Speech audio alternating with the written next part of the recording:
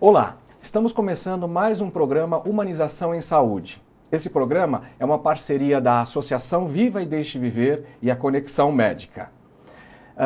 No dia de hoje, nós estamos exatamente completando um ano de programa e para o tema escolhemos Humanização e a Universidade.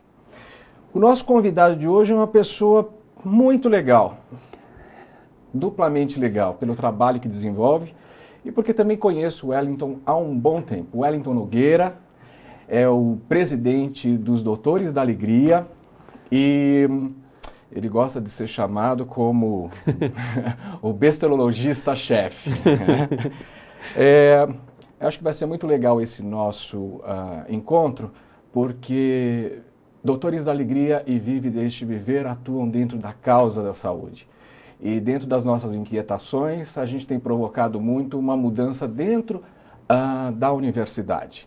Então, com vocês, o Wellington Nogueira. Muito obrigado. Bom, estou muito feliz de estar aqui conversando com vocês nesse 12º programa, porque é algo que nunca na minha vida eu tinha imaginado. Toda a minha história, meu sonho era ser um superstar na Broadway. Mas o dia que eu vi pela primeira vez o palhaço atuando dentro do hospital, eu entendi a função social do artista, eu entendi por que uma sociedade precisava de artistas. E esse impacto do trabalho do artista sobre a criança hospitalizada, os pais, os profissionais de saúde, e o que vem de volta para a gente é algo que faz o nosso olhar sobre a vida mudar, é isso que faz os nossos valores de vida mudarem. Eu particularmente acredito que hoje você só não tem mais o que fazer quando o coração parou de bater e a morte é total. Que é um mistério ainda, né? Exatamente. Por detrás de tudo isso... Exatamente. Mas por detrás de tudo isso tem vida, né? Sim, com certeza. Estamos falando aqui desse âmbito. Mas eu acho assim que enquanto existe vida, existe espaço e oportunidade para tudo. Então, para mim,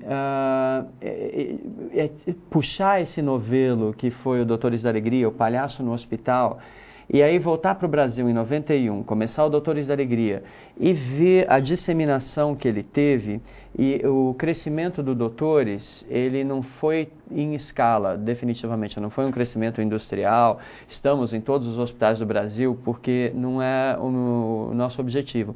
Mas o objetivo foi aprofundar, ir para baixo, trazer cada vez mais conhecimento à tona sobre essa relação entre arte e ciência, onde começa uma, onde termina a outra, humor, saúde, médico, palhaço, uma vez que a gente, quando pega pela antropologia, pela sociologia, e você começa a perceber que o aparecimento do arquétipo do palhaço em todas as culturas, em todas as etapas de evolução da humanidade, não é um acidente.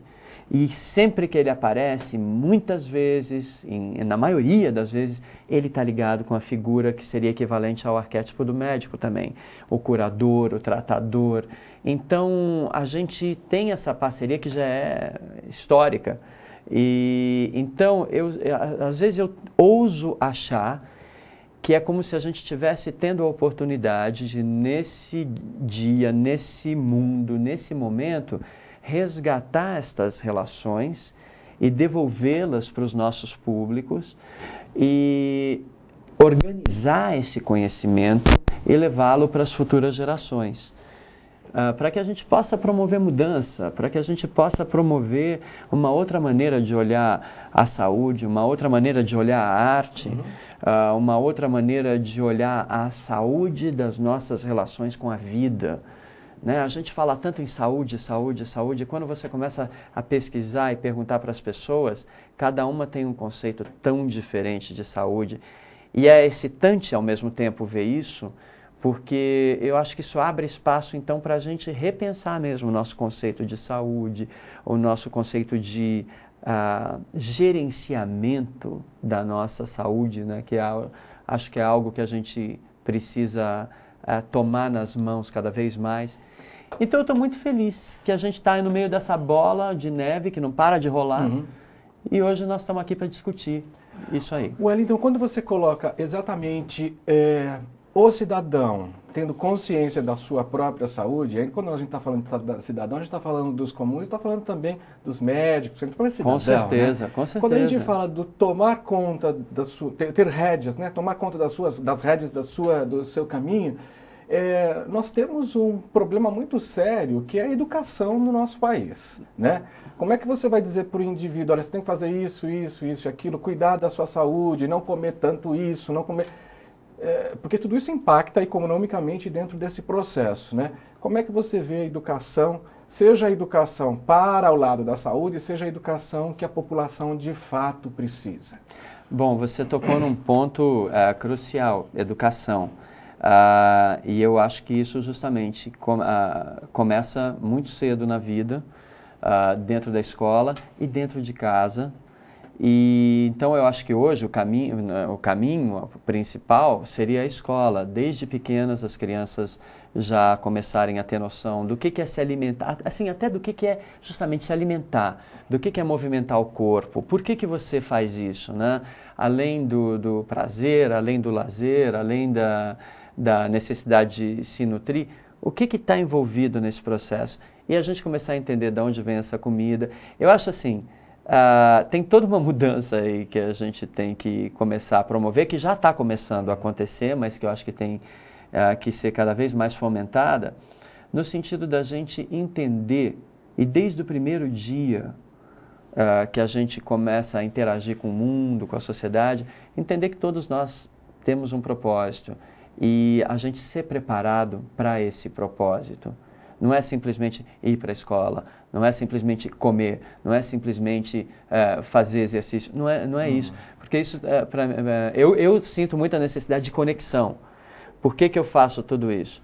Eu, como um cara que estou gerenciando a minha saúde, eu como um cara saudável, que me alimento bem, que durmo bem, que me movimento, que leio, estudo, sabe, vou procurando me antenar, ficar mais integrado. Pô, eu fico melhor para a minha situação de trabalho, eu fico melhor na minha casa, eu fico melhor para mim. Eu me sinto à vontade para discutir. Hoje, quando a gente tem essa estrutura, eu vou ao médico, né? Então, eu estou trabalhando, eu também estou aprendendo, entende, Valdir? Eu acho que todo esse processo de renovação, a gente tem esse desafio de como é que a gente faz isso hoje em larga escala, mas eu também estou aprendendo, que eu acho que eu estou no meio aí de uma geração que era de um jeito e está entrando em outra. Por isso que eu acho importante os nossos trabalhos serem documentados, os nossos olhares, porque essa moçada que está vindo agora tem condição de já começar mais cedo até a gente conseguir chegar numa geração onde desde o princípio ela esteja sabendo que ela vai para a escola, que a escola é parte da comunidade dela e de todas aquelas pessoas que estão em volta e que a alimentação que chega lá, chegou lá da maneira X, Y, foi plantada, foi colhida, o que é isso? Por que eu estou fazendo as seguintes opções de escolha? Quer dizer, é para muito tempo, mas de qualquer maneira, voltando à vaca fria, que assim, devagar é minha especialidade. Eu acredito, eu também estou aprendendo. Então, por exemplo, hoje, cada vez que eu vou ao médico, eu não fico lá sentado e falando o que eu tenho que fazer. E narrando, eu narro, eu converso.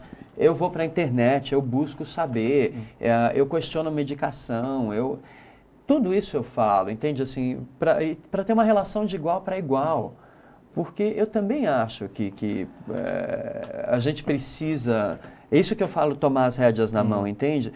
A gente hoje, tem um aspecto da nossa cultura que terceiriza tudo, mas... Esse é um grande problema, né? Exatamente. É o esquartejar, né? Exato. Vamos então... humanização é um tema que a gente tem discutido, a gente desconstrói, constrói, né? Eu ainda não sei o que quer dizer. Ainda não sabe. Até hoje, completamente. Mas estou na busca. Na verdade, humanização vem de Hipócrates, lá do início, né, do pensar em integralidade. Aí você falou desse problema do terceirizar. Parece que vem também na função do cartesiano, né? Como é que a gente volta, né? Assim, ó, tem um questionamento de uma aluna da Universidade Mackenzie, da área de psicologia, Ana Carolina. Para você, qual seria a justificativa de inserir a humanização no currículo dos cursos voltados para a saúde? Na verdade, a humanização é necessária em todos os cursos, em todos os lugares. Como é que a gente faz isso, né? Sendo que o foco humanização a gente está ouvindo mais fortemente na mídia no quê? 10, 15 anos? Menos que isso? Menos que menos. isso, eu diria 2001, 10 anos, um pouco até menos, né? Eu diria que... Eu comecei a ouvir muito essa palavra, assim, humanização. Quando eu comecei a ouvir foi em 92, 93. E quando eu vi ela começar a tomar um foco maior foi a partir de 95, 96. E aí em 99, quando o 98 nós Saúde... chegamos a fazer um relatório junto Exato. com a Brinc, doutores. Exatamente. Eu acho que ali foi um marco para... Foi um marco nesse sentido. E a ponto de em 99 saiu o Programa Nacional de Humanização, né, esse processo todo, que eu não acompanho. Mas... Porque eu acho que esse processo... Eu acho que essa história da humanização... tinha uma médica, minha falecida, mas que eu lembro com muito carinho, a doutora Elisa Santa Rosa, da Fiocruz, que ela falava, eu não gosto desse termo, humanizar, porque humanizar, se você for pegar ao pé da palavra, significa tornar humano. E dentro dos hospitais, nós não temos tijolo, né, que virou humano, transforma-se em humano. Nós já temos seres humanos, quer dizer, então, talvez o nome seja outro, o que a gente está querendo dizer quando a gente fala humanizar? E é por isso que até hoje eu estou na busca. Mas eu acredito que o ponto de partida é a essencialidade, que é a relação humana. O Spinoza, o filósofo Spinoza, ele fala que a vida é regida por encontros. E esses encontros, eles podem ser baseados em paixões tristes, que são piedade, dó, misericórdia, e todas aquelas paixões que submetem um ser humano a outro. Ou podem ser baseados em paixões alegres, que são aquelas paixões que, quando o encontro ocorre, potencializam a capacidade de ver e a capacidade de interagir dos dois encontrantes. Então, a vida de um médico justamente povoada por encontros com os seus pacientes. A vida da gente é povoada por encontros com os nossos professores, com os porteiros dos prédios, com o motorista do ônibus, com o motorista do táxi. Quer dizer, a gente vive tendo encontros. E se a gente é dono da vida da gente, qual é a qualidade que a gente quer imprimir nesses encontros que a vida traz para a gente todos os dias? Então, a gente pode até pensar que essa tal da desconstrução ou a desumanização dentro desse processo talvez venha... Está faltando atitude, está faltando valores... Uma coisa que me deixou muito feliz nesse processo da humanização foi que, e eu só estou sendo capaz de olhar e falar isso hoje, 14 anos depois de ter iniciado o Doutores da Alegria, é que, a meu ver, eu uso uma metáfora.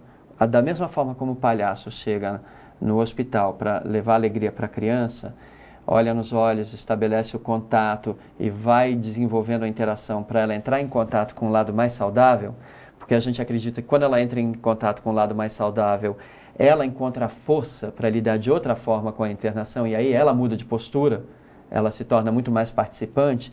Eu acho que a área da saúde reagiu da mesma forma. Quando a gente teve a oportunidade de mostrar que regularmente, 2 vezes por semana, 6 horas por dia, uma dupla de palhaços levando alegria, exclusivamente, sem nenhuma aspiração terapêutica, mas com o objetivo de alegrar, estava ali dentro, isso abriu espaço para uma proximidade de relação com os médicos e profissionais de saúde, para que eles também começassem a repensar a sua relação com o hospital, com a saúde, com o paciente. Quer dizer, então eu vejo esse movimento de humanização assim como a criança que reage ao estímulo da alegria. E eu traduzo da seguinte forma: eu sou um médico, eu sou um profissional de saúde que eu quero mudar, eu quero fazer melhor, criar um melhor ambiente de trabalho, trabalhar em condições melhores. Quer dizer, então eu acho que esse movimento já vem disso. Wellington, a gente está falando basicamente, quando a gente fala de transformação de relacionamentos, quando a gente... É isso que a gente está provocando, né? A gente mexe, de fato, na comunicação. Com certeza. Então, essa sua visão de entrar dentro dos hospitais com palhaços, que não era uma coisa normal. Acho que vale a pena até você resgatar um pouquinho aquelas experiências nos Estados Unidos, né? O que o palhaço está fazendo aqui dentro do... Mas a gente está falando de comunicação, que é a base de tudo, que depois que comunicou, virou ação e aí é a reação, né? Como é que você vê esse ato de vocês lá atrás, né, 14 anos, e de repente essa evolução e essa interferência que hoje a gente vê que o Doutores inspirou aí um monte de outros grupos, né? Mais de 200. Agora, como é que estão esses 200? Estão fazendo bem feito? Estão fazendo de qualquer jeito? Qual que é essa... Tem de tudo. Porque, na verdade, o pioneirismo, muitas vezes, abre uma vala comum, e o que acontece nessa vala comum? Vai ter gente boa, gente ruim, e é aquele sentimento que a gente tem, né? A gente provoca uma coisa que a gente quer o bem. Será que esse bem, de fato, está sendo... E é comunicação, né? Uhum. Que é a base... Exato. É a base do marketing, né? Exatamente. E aí você vê, né, o que é o bem para cada um. Hoje, por exemplo, nesses mais de 200 grupos, a gente vê que eles estão nos mais variados graus de organização, de seriedade, de competência, de integridade, porque no meio desses mais de 200 tem algumas tem pessoas safadas que usam a figura do palhaço para poder ganhar uma grana rápida em universidade, em ônibus, em farol, e isso eu não apoio de jeito nenhum, acho ridículo. Mas eu tinha duas opções. Ou eu agia como gerentão, xerifão, e tentava controlar isso, ou, que eu acho que não é normal, porque a natureza não controla nada, né? Não é orgânico. Ou a minha segunda opção, com os recursos que eu tenho, eu vou procurar fazer o melhor e disseminar esse conhecimento. E neste processo, fazer seleção espontânea, naturalmente atrair quem é sério. E foi aí que a gente começou a trocar. O nosso primeiro diálogo com essas organizações todas, com essas pessoas, iniciativas todas, foi no sentido de um primeiro encontro para discutir ética e qualidade desse tipo de atuação. E a partir desse encontro a gente hoje vem trocando mais experiências, tudo. E está nos ensinando a entender qual é o papel que a gente tem que ter perante esses grupos. Porque o caminho óbvio seria falar, bom, nós somos os primeiros, então nós vamos ser a liderança desses grupos e para ser um doutor da alegria tem que ser assim. Não, está errado. A gente tem que agir com esses grupos da mesma forma que a gente age com a criança no hospital. A gente tem que ter essa coerência. É olhar, dar um estímulo e ver como é que eles respondem para a gente ir construindo a relação. O que é que norteia? A ética e a qualidade. Então, esses grupos que estão dispostos a isso, nós estamos conversando, nós estamos fazendo pilotos, inclusive de relacionamento, de treinamento, de formação, para a gente poder chegar daqui a alguns anos com um trabalho bem estruturado, no sentido de potencializar mesmo esses grupos semelhantes. Porque eu acho que assim, estar à frente de uma organização da sociedade civil hoje, né, uma organização cidadã, é também tentar propor um novo modelo de negócio. Eu não olho para esses mais de 200 grupos como minha concorrência, absolutamente. A minha concorrência é com a falta de um bom profissional bem treinado para levar alegria em todos os hospitais do Brasil. Então, eu não olho esses grupos como concorrência, eu olho eles como parceiros. E eu quero trabalhar com eles dessa forma. Eu quero que eles fiquem mais fortes. Eles ficando mais fortes, a causa se fortalece. E aí a gente tem condição de trabalhar, minha meta pessoal hoje é essa, trabalhar para transformar o Doutor da Alegria numa profissão de futuro, né? E isso você não faz sozinho, você faz com a contribuição de todas essas pessoas que vão apontando o caminho. Interferência dos doutores hoje dentro da universidade. Como aconteceu, né? Porque em alguns dos seus discursos você coloca, de repente as pessoas te olhavam de uma forma enviesada. Nós também, há 8 anos atrás, as pessoas olhavam de uma forma enviesada. Tudo que é diferente dentro desse processo, meio frio, dor e tal. Mas a coisa naturalmente depois ganhou força, né? E hoje a gente vê que existe uma transformação, existe um embrião de uma aceitação. Então, como que está o Doutores dentro da universidade? Como é que está esse reconhecimento? Como é que a gente pode, de fato, abrir novos espaços, né? Olha, essa relação começou em 96, até porque o Doutores da Alegria, isso é uma coisa que eu tenho muito orgulho de falar, em termos de palhaço em hospital, é uma organização única no mundo. A gente já mapeou, não tem nenhuma organização de palhaço em hospital no mundo, nem mesmo aquela da onde eu saí, que é o Clown Care Unit, que esteja estruturada como a gente está estruturada e com esse propósito de organizar e disseminar o conhecimento que o encontro entre a criança e o palhaço geram no hospital. Então, a partir de 96, tudo que a gente faz é baseado na reação do público. A partir de 96, foi quando a gente começou a trazer os primeiros dados de pesquisa sobre o impacto do trabalho.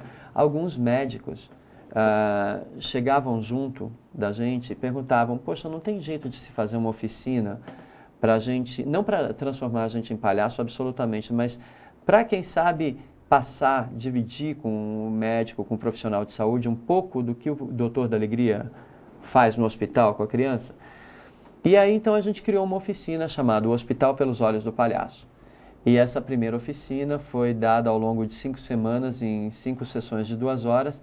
E, para nossa surpresa, foi uma oficina super bem avaliada por todos os médicos, profissionais de saúde e funcionários do hospital. Na época era o Hospital Nossa Senhora de Lourdes, onde a gente fez essa oficina. E a partir disso, quando a gente viu esse resultado, eu falei, não dá para a gente sentar em cima disso, nós temos que desenvolver. Deve haver aí um interesse maior. E dito e feito, foi assim que essa oficina começou. Aí ela viajou para o Instituto da Criança e passou a fazer parte da programação dos residentes. E nessa interação com os residentes é que a gente ouvia deles. Um dia só é muito pouco, a gente quer mais. 2, talvez isso seja algo, a gente ouvia dos professores também, dos docentes, que tenha que começar mais cedo na faculdade. Então foi aí que começou essa relação com a universidade. E a gente fazendo pesquisa e se descobrindo, gerando conhecimento, até Soluções de Palhaço, foi o primeiro livro que a Morgana Mazetti, coordenadora do nosso centro de pesquisa, escreveu sobre o impacto do trabalho. E o segundo, o Boas Misturas, é justamente sobre o impacto do trabalho do palhaço no hospital, sobre a formação do médico e do profissional de saúde, porque a gente viu que é uma classe que está muito interessada em refinar não só o seu conhecimento médico e técnico, mas está interessado em refinar os seus conhecimentos de relacionamento, suas habilidades relacionais, porque hoje todos nós estamos sendo conduzidos a um analfabetismo relacional, certo? A gente só está se relacionando com tela de computador cada vez mais. Então, e aí isso foi uma bola de neve, e aí justamente a gente começou, ok, é muito pouco, e foi daí que vamos começar um programa de formação mais extenso, inclusive envolvendo ensino à distância para os médicos e profissionais de saúde. Então essa é uma bola de neve que está se desenvolvendo e começou a atrair mais a atenção das universidades, a humanização também, o conceito começou a ser mais difundido. Nós temos conhecimento hoje de uma série de grupos de palhaços que trabalham em hospital, que são formados por alunos das faculdades de medicina. Então, a gente está reagindo a esse estímulo e está se tornando cada vez mais frequente na nossa agenda, minha, da Morgana, dar aulas pontuais dentro das faculdades de medicina. Na Pinheiros isso já acontece, na Santa Casa, na Santo André, isso já vem acontecendo. Então, eu acredito que a evolução natural disso seja a continuidade, e a gente vem se preparando para isso, porque eu acho que o que eu ouço dos docentes é que o currículo da medicina está pedindo mudanças, e mudanças cada vez mais constantes e mais rápidas, e que sejam voltadas justamente para essa abertura de visão, consciência desse novo profissional. A gente ainda vê muita inquietação de alunos, porque da mesma forma que vocês já estão dentro de algumas universidades, a gente também está dentro da Santa Casa anualmente fazendo um trabalho junto com eles. E o que a gente percebe é que assim, se eu demonstrar um sorriso, ou se eu for, o meu professor não acha legal, o meu professor, quer dizer, a gente ainda tem velhos modelos, e lógico, a gente vai viver junto desses velhos modelos e repensar o novo, né? Mas a Roberta, do Mackenzie, coloca, né, como os estudantes poderiam iniciar uma ação nos hospitais, visto que ainda existe muita burocracia e existe ainda esse olhar gelado, né, esse olhar de que eu não posso, né, me aproximar, não posso aconchegar. E a gente viu numa pesquisa também do Ipsos Marplay no HC, uma pesquisa, que o acolhimento é tudo, né, dentro desse processo. Então, o ser humano vive num conflito eterno dentro desse processo, né? Entre vida e morte, ele está ali num conflito. Como é que você aconselharia, então? A gente tem os estudantes da Santa Casa, o Santa Maluquice, que é um bom exemplo, o Santa Maluquice, que é ótimo. Tem a próximo ano a gente vai estar trazendo eles aqui, né? Pois é. Ah, que legal. O Guilherme, a moçada toda. Adoro eles. Olha, Valdir, eu sou péssimo para dar conselhos. Eu não conheço justamente esse dia a dia, essa rotina, essa burocracia, mas eu digo uma coisa. Se tem gente que eu acho que tem condição de promover mudanças, por isso que eu acho cada vez mais importante no currículo da faculdade, a gente começar a preparar os alunos com essa questão do propósito. Por que ser médico? Qual é a questão da saúde e ampliar isso, a saúde do indivíduo para a sociedade e tudo mais. Se tem alguém que tem condição de fazer essas mudanças, e a gente está vendo aí uma mudança de gerações mesmo. Os próprios... ouvi recentemente um caso de um currículo moderníssimo que foi adotado para a formação de médicos e os docentes não estavam preparados para aplicar esse currículo, porque a gente está numa fase de transição. Então, tem que se buscar a colaboração. Eu acho que é importante, sabe, persistência para conversar com esses professores, para conversar com esses formadores e começar a abrir espaços dentro do hospital para fazer de um jeito diferente. Porque eu acho que não é pelo revanchismo e não é pela agressão. Eu acho que é pela conversa e pela persistência constante. No caso do Doutores da Alegria, eu acho que assim, o respeito por falar, olha, eu entendo a realidade de vocês, eu sei como você trabalha e eu quero somar a essa realidade desta maneira. Isso ajudou muito a gente a criar um clima de cooperação, sabe, de parceria, de cumplicidade. Então, eu acho que sem a cumplicidade não vai rolar. Então, eu acho que assim, tem que se chegar, tem que se conversar, o aluno com o docente, tem que ser inquieto, tem que querer fazer diferente e testar. E fazer juntos, para falar, vamos escrever uma história diferente. A sua você já sabe, a minha eu quero saber, vamos juntar esses esforços. Eu sou por aí, porque eu acho que é gente motivada que faz mudança. Uma visão dessa rede ainda que a gente não percebe. A gente sabe que ela existe, né? Mas não houve...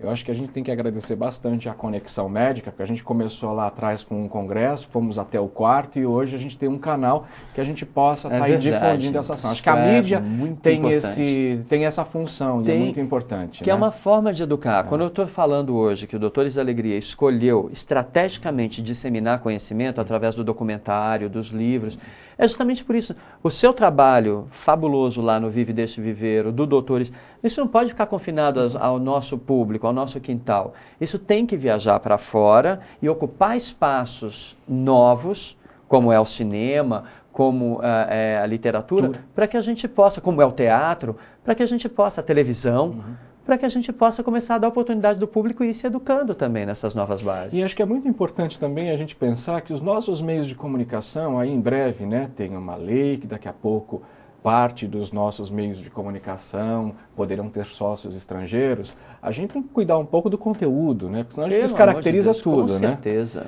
Como é que você vê isso, Wellington? Essa questão dos... Essa questão de a gente começar a incorporar conteúdos de fora e esquecer um pouco da nossa identidade, né? Que acho que isso aí atrapalha um pouquinho, né? Eu vejo com medo, sinceramente. Já que tudo que é novo assusta, e eu acho que tudo tem que ser, a gente tem que ver justamente as bases dessas novas entradas de investimentos de capitais e tudo mais, porque é muito fascinante você estar exposto a culturas, conteúdos e pensamentos de outras culturas e realmente somar com elas e construir novos patamares de relacionamento, de visão de mundo, de interação e integração. Agora, se isso é usado para educar, vamos dizer assim, hipnotizar, educar, alienar uma massa e ser usado exclusivamente para se vender produto, aí eu tenho um problema sério com isso. Eu acho, por exemplo, a televisão, a mídia televisiva, principalmente aqui no Brasil, Eu sou um apaixonado e acho que é uma mídia que ainda tem um potencial imenso a ser explorado. Acho fascinante quando uma situação como essa do Conexão Médica acontece, porque é inovador, né? Então, aí vejo a televisão ser explorada de uma maneira bacana, saudável, rica, né? Então, é um novo conceito de aula, é um novo conceito de leitura de livro, quer dizer, isso é fascinante. Acho que isso é fascinante mesmo, porque você falou, a gente fala da tecnologia, o indivíduo frente à máquina, quer dizer, o indivíduo só frente à máquina...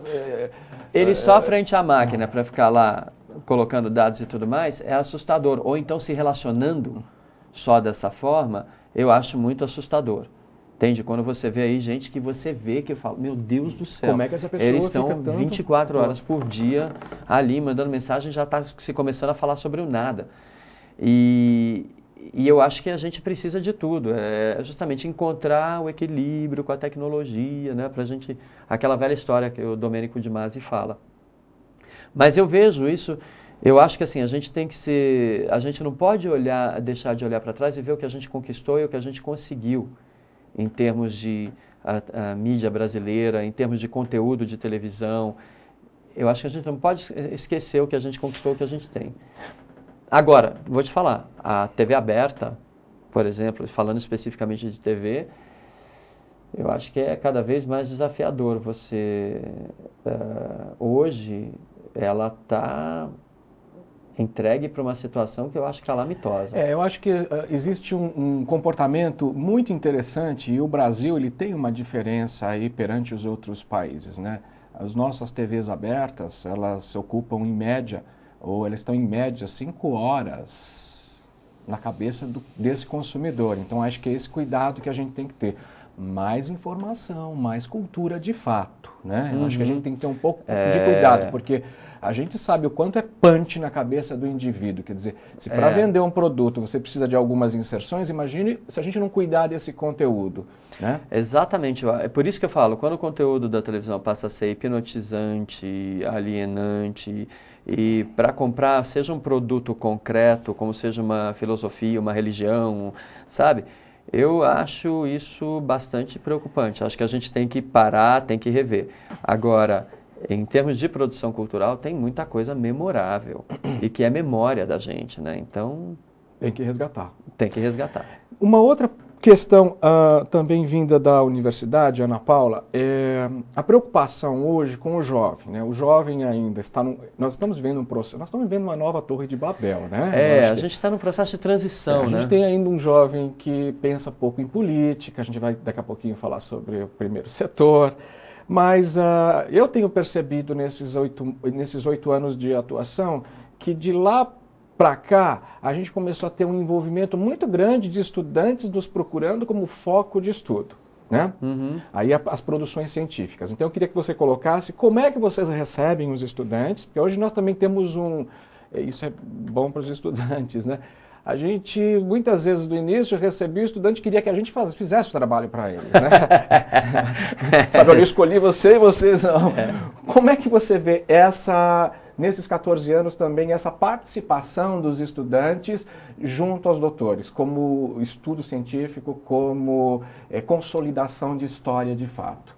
Nós estamos tendo agora um resultado muito legal e estamos felizes, mas eu gostaria que você colocasse aí a sua visão, né? Como é que você recebe esse indivíduo, como é que você proporciona para ele esse conteúdo?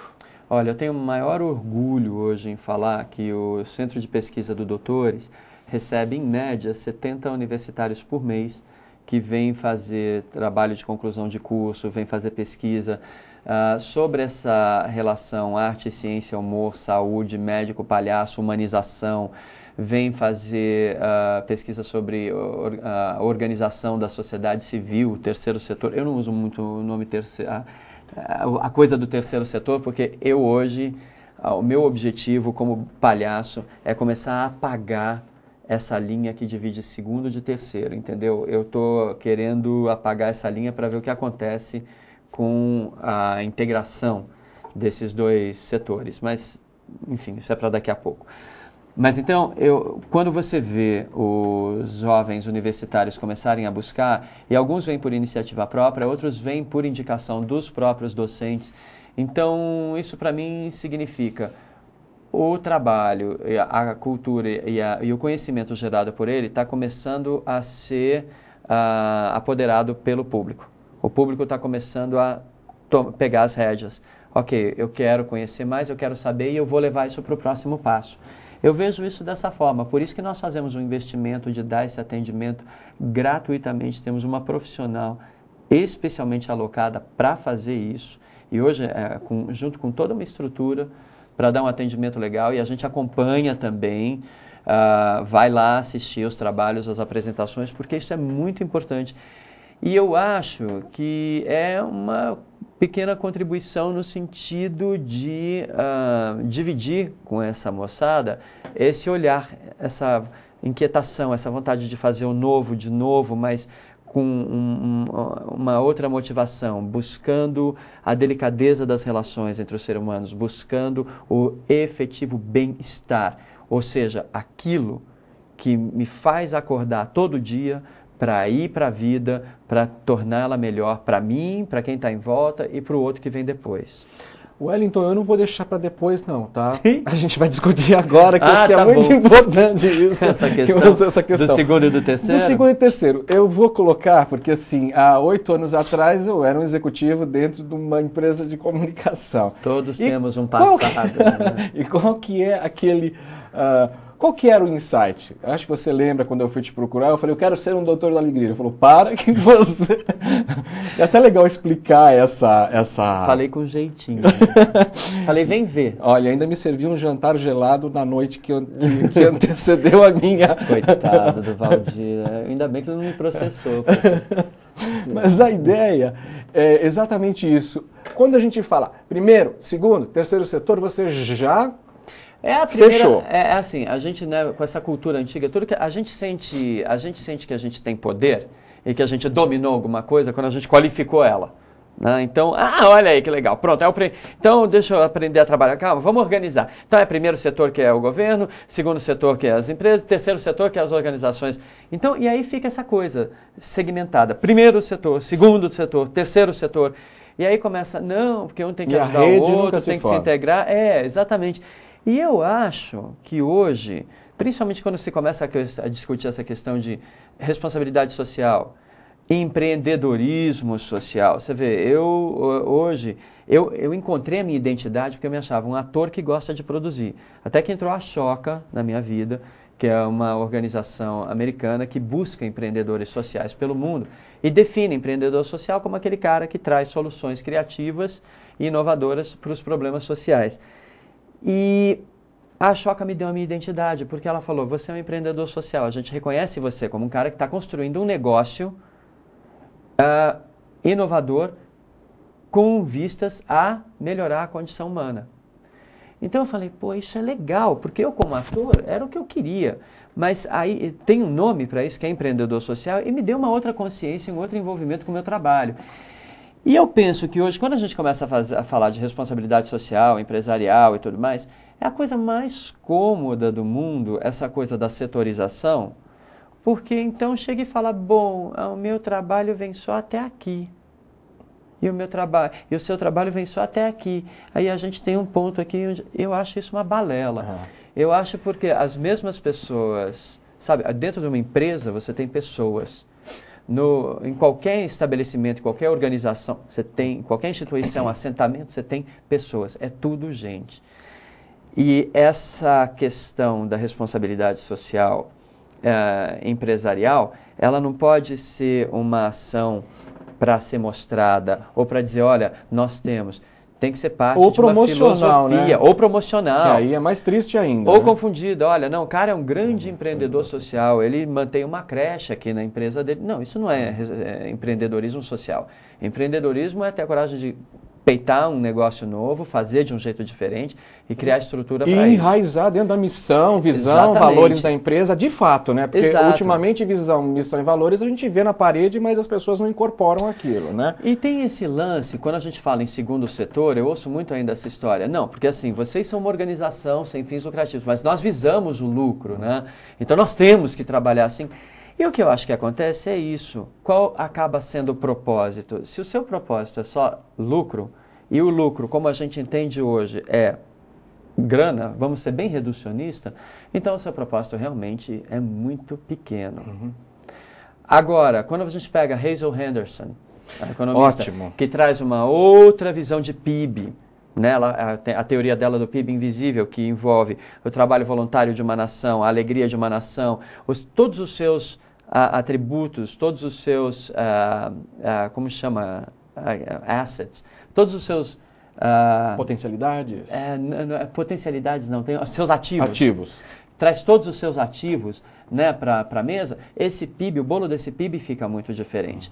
Então, o que eu acredito, por que eu acho que seria importante, e a Hazel Henderson era uma ativista ecológica que um dia chegou em Wall Street e ouviu, olha, muito legal o que a senhora faz, mas a senhora não entende de economia. A senhora não é economista, a gente aqui somos, então a senhora tem que aprender com a gente. E ela falou, então tá bom, eu vou estudar economia. Quando ela estudou economia, ela aprendeu e trouxe a filosofia dela explicada em economês e foi a criadora do primeiro fundo social de Wall Street, o Fundo Calvert. Então, eu adoro o Brasil porque acho que o Brasil é inclusive uma das potências do futuro. Eu espero que sim, trabalhemos para isso. A ideia, quando você vê, por exemplo, as empresas... São pessoas que estão lá dentro. E todo mundo tão motivado para querer fazer uma coisa diferente, até a pegar essa onda da responsabilidade social e fazer o bem, fazer legal, contribuir. E aí, muitas vezes, olha para a gente e fala, pô, mas vocês é que têm um trabalho legal. Tem dias que eu fico pensando, o que eu estou fazendo aqui dentro? Caramba, o trabalho não pode ser isso, entendeu? Eu tenho uma série de questionamentos, mas eu nunca penso o que eu estou fazendo aqui dentro. Eu sei o que eu estou fazendo. Então, eu acho que agora, com a desculpa da responsabilidade, a área social e o segundo setor, né, podem se juntar e começar a trocar e ver que dentro das duas instituições, dos dois setores, tem gente. E como é que a gente pode unir esforços e conhecimentos e potencialidades para realmente criar um novo conceito de lucro, envolvendo no lucro dignidade... trazer todos os valores essenciais que foram perdidos. Todos os valores né? essenciais exatamente para o conceito de lucro. Quer dizer, o meu lucro, então não é só a grana que eu consegui juntar e ultrapassar no final os bilhões que eu consegui juntar no final do ano, mas a mudança social que eu promovi também. Dentro dos meus campos de atuação. E nesse ponto, se a gente for olhar para essa nova visão de lucro, a gente ainda está, tem muita coisa para fazer, porque a coisa ainda está muito tímida. Wellington, uma coisa que eu percebi lá atrás, lógico, né, quando você tem todo um trabalho desse focado em levar alegria, levar informação, né, a gente tinha, ou tem ainda, muita gente, são os indicadores de resultado, né? São os grandes questionamentos, né? Como é que a gente mensura a felicidade? Isso era o que eu ouvia lá atrás. Você sabe que tem um grupo de empresários estrangeiros que está fazendo isso no Butão. Eles pegaram o Butão, que é um país pequeno. Tem alguém pensando nisso. Essa organização chama-se Spirit in Business. E eles estão até, se não me engano, é um alto executivo do ABN que está fazendo isso. E eles estão hoje estudando o Butão. Até recentemente eu li no jornal que tem alguém dessa organização aqui em São Paulo, no IBMEC, ou em alguma instituição, enfim, trabalhando para poder levantar esses dados. Como é que você mensura a felicidade interna bruta? Isso é fantástico. Isso é revolucionário, né? Porque acho que isso daí você traz exatamente... Você começa a trazer, a tangibilizar todo este invisível, que na verdade é muito invisível, ele só não está colocado sob a forma de um número.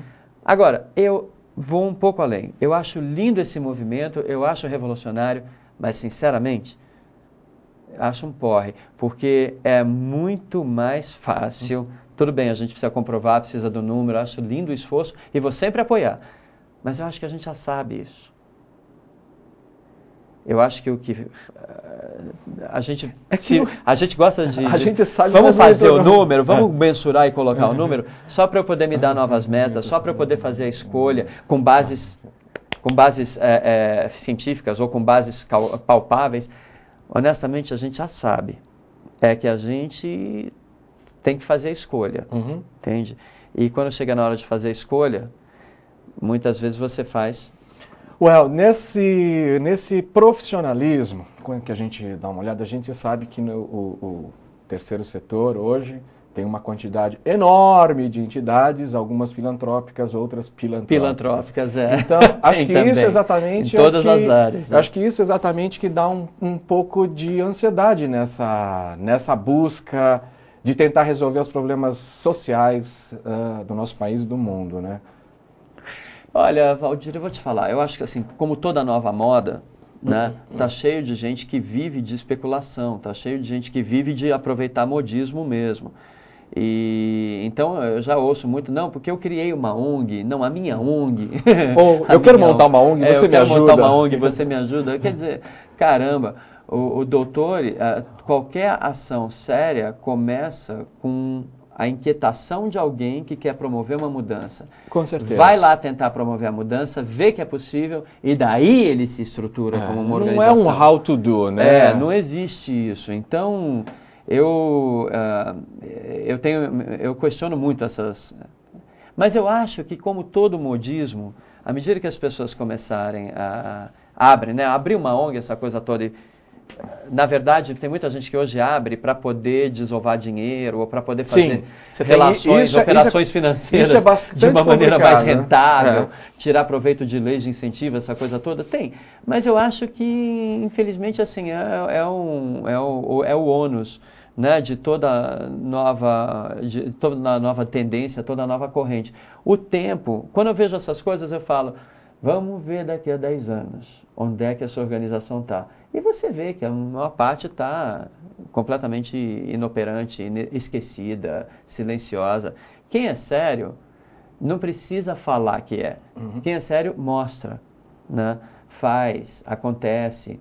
E ganha espaço junto ao mercado. Acho que é mais ou menos aqui. Exatamente. O produto ou o serviço que não tem missão, visão, valores, raiz, ou não tem esse fundamento de fato da inquietação do indivíduo que foi lá e descobriu, está fadado a desaparecer, acredito eu, né? Eu espero que sim. A gente não pode acreditar que o mal impere nesse processo, né? Com certeza. Porque é a busca constante do bem. Nós estamos aí chegando no final do programa, é uma pena. Mas vamos discutir uma coisa que eu deixei para o final. O povo faz perguntas, vocês vão fazer pergunta? Gente, por falar nisso, o nosso site para perguntas, o nosso e-mail para perguntas, desculpe, é o humanização@vivedeixeviver.org.br. Ok? Eu não tenho nenhuma resposta, mas eu adoro brincar com as perguntas. Wellington, vamos falar então um pouquinho. A gente falou de segundo e terceiro setor, mas a gente tem um imbróglio muito grande, né? Acho que nessa nossa caminhada aí com o primeiro setor.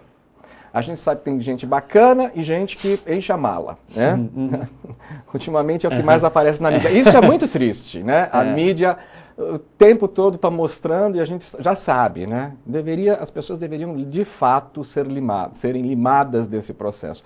E só quem vai fazer isso é você, cidadão, ganhando consciência, cobrando voto e aí por diante. Então vamos falar um pouquinho dessa introdutória da humanização dentro do Ministério, dentro do primeiro setor. E como é que você vê isso? Porque a política pública é uma brincadeira, né? Começa, 4 anos vem, depois vem o outro desfaz, depois vem o outro desfaz, e a gente nunca consegue chegar a esses indicadores, né, que seriam essenciais até para o mundo, primeiro, segundo, terceiro setor, para poder formar essa rede. Então, construtivamente, é lógico, vamos falar um pouquinho do primeiro setor, como é que você vê essa visão? A gente sabe que tem gente fantástica lá, mas também tem os seus impropérios das coisas que não andam, né? Na escola, Valdir, você foi preparado para votar? Te ensinaram por que você vota? Te ensinaram... Alguma vez você foi preparado como carreira para seguir uma carreira pública? De fato não, mas a gente tinha o SPB lá atrás que desapareceu dentro do processo. Pelo menos a gente tinha noção, né? É aquela coisa assim, nós estamos vivendo uma geração que perdeu isso, que não foi. Nós tivemos nos foi colocado, ou... até como uma opção depois mais na frente para você desenvolver esse foco, né? Então, eu acho que é essa a questão, entende? De novo, eu nunca vejo, não sei, hoje nas escolas, a gente pensar esta questão de preparar, a gente fala em preparar um profissional para medicina, para direito, para engenharia. Graças a Deus hoje as pessoas estão abrindo a cabeça e vendo que tem uma série de novas profissões inundando no mercado, mas nessa questão das profissões nunca ninguém fala efetivamente da responsabilidade pública, de você entrar na vida pública, e o que isso significa, e o que você vai encontrar pela frente, e por que é tão importante você estar bem preparado para entrar na vida pública e realmente prestar um serviço. Então, o que acontece? Ela está aí, a gente tem leis, tem um sistema bem complicado, e a gente está colhendo aquilo que a gente está plantando e está deixando plantar. Eu acho assim, é muito fácil descer o cacete nessas maracutaias e falcatruas todas que estão acontecendo. É cômodo, né? O que está acontecendo, a gente plantou. É responsável, a gente plantou. Então, não dá para sair fora, não dá para ficar só malhando. A gente tem que pegar nas mãos a rédea dessa coisa e promover mudança, e fazer mudança. E é em todos os sentidos. E essa mudança não vai ocorrer de uma hora para outra. Isso aí bota algumas gerações. Se a gente começar agora, eu acho que tem chance. Porque gente inteligente, capaz, criativa, potente aqui nesse país, a gente tem. Ideias boas a gente tem. Esforço a gente tem. Querer colocar. É triste quando justamente muita gente que está fazendo isso é gente que está mudando o foco, né, o propósito. Qual é o propósito? É realmente fazer um bom governo ou nutrir um partido? Ou você vê justamente o cara que usa a visa pública para se dar bem. Né? Bom, eu não dei certo até hoje, então eu agora vou entrar para a vida pública para começar a... Você pode ver aí esses políticos que começam e enriquecem ilicitamente, você vê o patrimônio pessoal deles como muda, o nepotismo, quer dizer, a todo dia a gente está vendo isso. É uma cultura que está muito arraigada e que já começou há muito tempo atrás e que ou a gente toma uma postura de falar chega e vamos mudar as coisas, ou a gente vai estar sempre à mercê disso. De novo, é um pouco dessa cultura da terceirização. E eu, particularmente, eu tenho um amigo, Gilberto Palma, do Instituto Ágora, que é um instituto para justamente a consciência do eleitor, a formação dessa consciência. Não é o instituto... Está tendo um problema seríssimo por causa dessa organização Ágora, aí que São duas safada, sabe, que está com problemas aí perante a lei, com desvios de verbas, enfim. Ele está tendo que, toda semana, provar para as pessoas que a organização dele é transparente, é íntegra e honesta. E a causa dele é justamente as pessoas aprenderem o poder do voto e a importância que o voto tem e a importância que o indivíduo, que o cidadão tem na hora de fazer essas escolhas.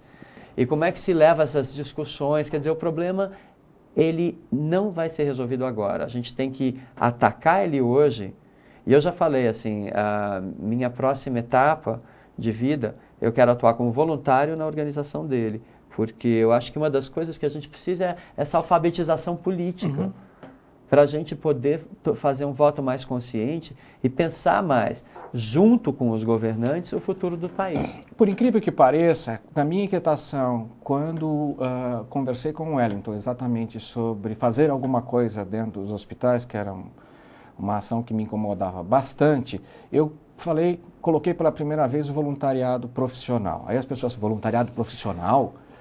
Gente, a partir do momento que o indivíduo faz, com foco, com atenção, com dedicação, isso vai tomar tempo, ele vai ter que investir, ele vai ter que mudar seus hábitos, ele vai ter que levar focado, porque hoje no nosso país nós temos muitas ONGs ainda que falam, eu quero você para fazer isso, como voluntário.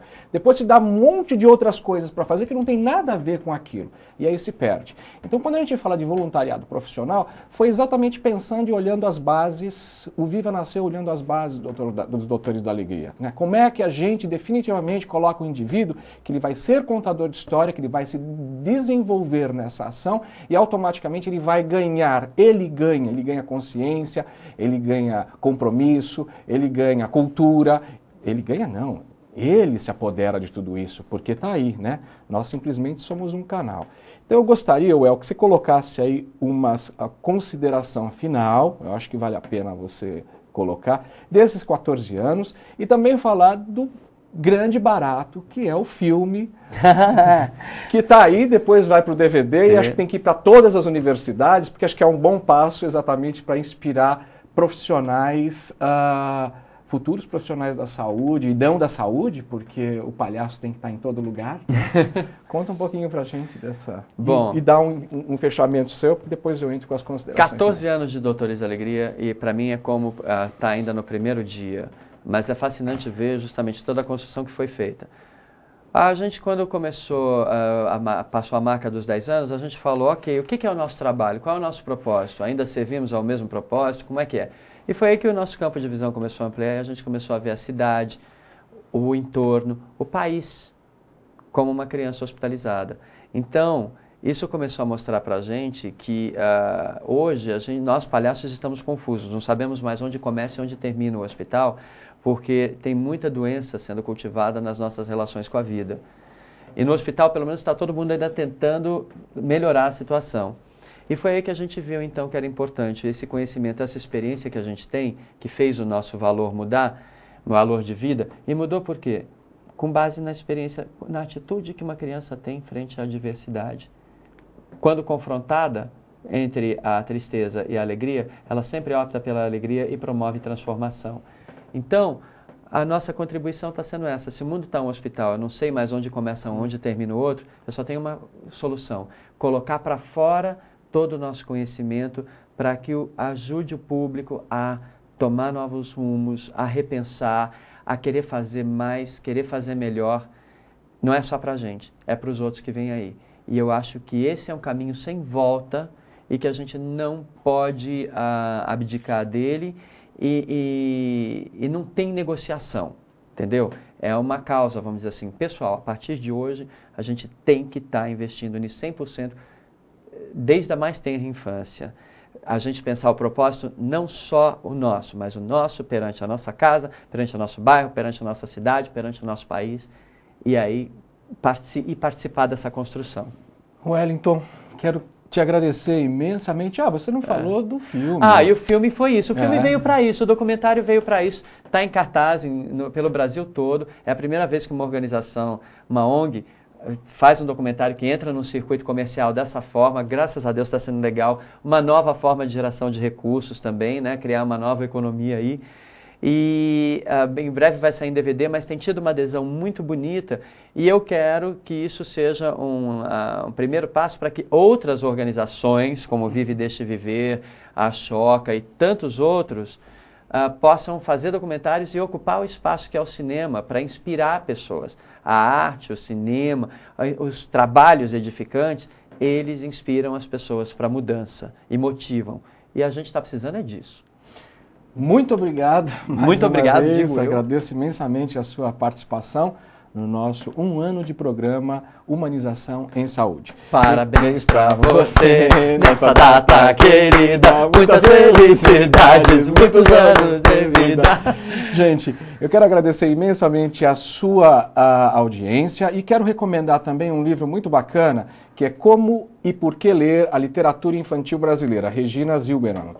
Gente, vale a pena dar uma olhadinha nisso. E nos próximos, nós vamos ter um programa especial pela Conexão Médica, que a gente vai falar sobre responsabilidade pessoal, atitudes do profissional de marketing hoje e amanhã, né? O futuro está lá, mas a gente está agindo agora.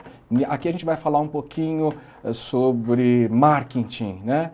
Todos nós realizamos marketing, respiramos marketing. E essa é uma outra palavra que precisa ser desconstruída, porque muita gente tem utilizado isso de uma forma completamente errada. Mande seus questionamentos, seus trabalhos, mande para nós. A gente está aqui aberto com um canal para poder expor e mostrar cada vez mais atitudes positivas, atitudes humanizadoras. O nosso e-mail é humanização@vivedeixeviver.org.br. Até o nosso próximo programa. Muito obrigado.